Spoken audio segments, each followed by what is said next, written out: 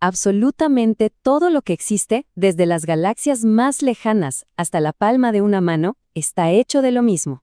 Hoy nos vamos a meter hasta el mismísimo núcleo de la materia para desentrañar los secretos del átomo. Esta es la pregunta fundamental, ¿no? Si pudiéramos hacer un zoom infinito hacia lo más pequeño que existe, ¿qué encontraríamos en la esencia de todo lo que nos rodea? ¿Y la respuesta? Bueno, es increíble. Estamos hechos literalmente de polvo de estrellas. Y la pieza fundamental de ese material cósmico y de todo lo demás es el átomo. Pero, a ver, llegar a entender el átomo no fue cosa de un día para otro, no fue un único descubrimiento, sino más bien una historia fascinante que se fue construyendo a lo largo de los siglos, una idea que evolucionó con cada mente brillante que se atrevió a mirar un poquito más allá. Para entender el átomo como lo conocemos hoy, tenemos que hacer un viaje en el tiempo y seguir los pasos de quienes lo imaginaron primero. Así que sigamos la pista de estos descubrimientos clave que, uno a uno, nos fueron acercando a la verdad. Todo arranca por allá, en 1803, con John Dalton. Él propuso que toda la materia estaba hecha de estas partículas diminutas e indestructibles llamadas átomos. Para él, un átomo era básicamente como una bola de billar microscópica, sólida, indivisible, el ladrillo fundamental de todo. Pero casi un siglo después, J.J. Thomson descubrió algo que no cuadraba: el electrón. Esta partícula, con su carga negativa, demostró que el átomo no era tan indivisible después de todo. Su modelo, conocido como el budín de pasas, fue el primer intento de imaginar cómo era por dentro, con estos electrones incrustados en una masa de carga positiva. Pero esa idea del budín de pasas, no iba a durar mucho. Estaba a punto de ocurrir un experimento que revelaría algo totalmente inesperado sobre cómo está organizado el átomo por dentro.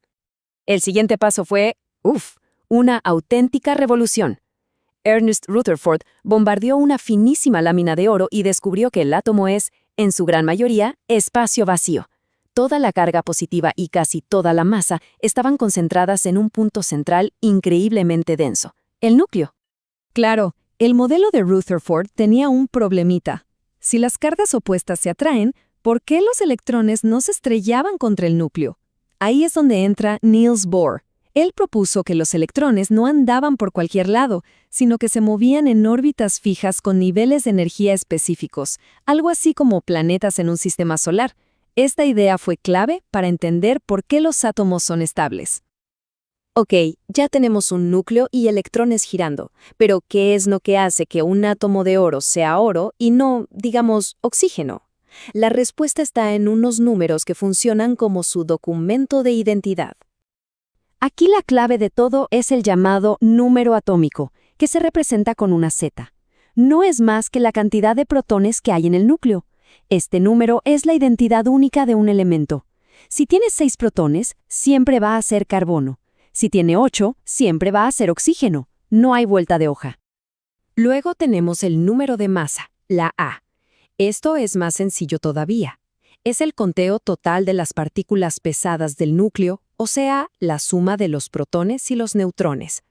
Básicamente, nos dice cuánta masa tiene ese átomo. Y la relación entre ellos es súper directa. El número de masa es igual al número atómico, que son los protones, más la cantidad de neutrones. Es una fórmula simple, así que si conocemos 2 de esos datos, siempre podemos calcular el tercero. Un átomo, digamos, estable o neutro, tiene la misma cantidad de protones y electrones, así que sus cargas se cancelan. Pero, ¿qué pasa si ese balance perfecto se pierde? Pues se convierte en lo que llamamos un ion. Miren, es fácil. Si un átomo pierde electrones, quedan más protones con carga positiva, ¿verdad? Y ¡pum!, se convierte en un catión, un ion positivo. Por otro lado, si el átomo gana electrones, la carga negativa se impone, creando un anión. Pero ojo, que los electrones no son los únicos que pueden variar. El número de neutrones en el núcleo también puede cambiar, y esto crea diferentes versiones de un mismo elemento. A estas versiones distintas se les llama isótopos. La idea central es esta, y es importante. Son átomos del mismo elemento, o sea, tienen el mismo número de protones, pero con una masa diferente porque su cantidad de neutrones varía. Pensemos en el carbono, por ejemplo. Todo átomo de carbono, para ser carbono, tiene que tener 6 protones. Punto. Pero puede tener 6 neutrones, como el carbono 12, o 7, como el carbono 13, o incluso 8, como el famoso carbono 14. Siguen siendo carbono, pero con pesos distintos. Y aquí es donde mucha gente se confunde.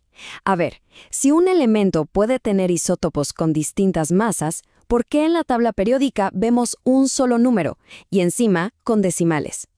Justo eso, ¿de dónde sale ese número con coma? Parece raro, pero la respuesta es bastante lógica si lo pensamos con una analogía muy simple del día a día.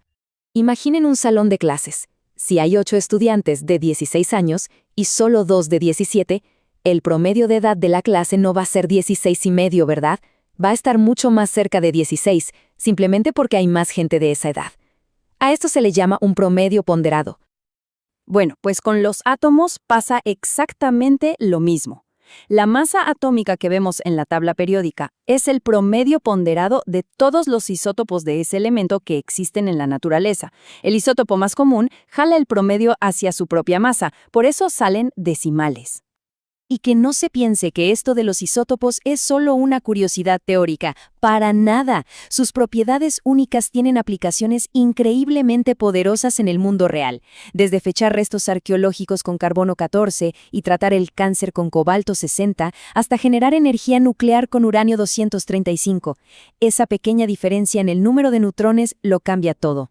Así que este viaje al interior del átomo, desde una simple esfera indivisible hasta un complejo mundo de isótopos con poderes distintos, nos muestra algo fundamental. La ciencia nunca deja de hacer zoom, y nos deja con una pregunta flotando en el aire. ¿Qué nuevos niveles de complejidad descubriremos la próxima vez que nos atrevamos a mirar un poco más de cerca?